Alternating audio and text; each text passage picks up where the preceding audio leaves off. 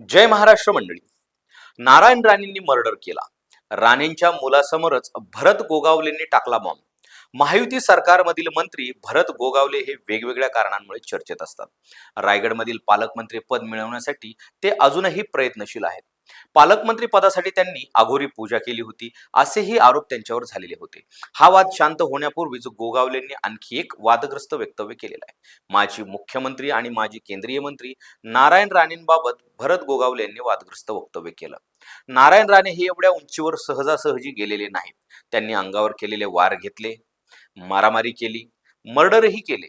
सगळं वेगळं सांगण्याची आवश्यकता नाही, असं धक्कादायक वक्तव्य गोगावले यांनी केलेलं आहे. विशेष म्हणजे नारायण राणे ज्या मतदारसंघाचे खासदार आहेत त्या सिंधुदुर्गमध्ये गोगावले यांनी हे वक्तव्य केलं आहे.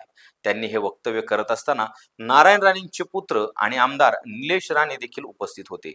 निलेश राणे यांनी भानगड करायची गरज नाही, सगळं जुळवून चालायचं, आम्हाला पण जुळवून घ्यावं लागतं, असा त्यांनी सल्ला दिला. अशाच नवनवीन अपडेट्ससाठी आपल्या सत्ता या चॅनलला सबस्क्राईब करायला विसरू नका. धन्यवाद.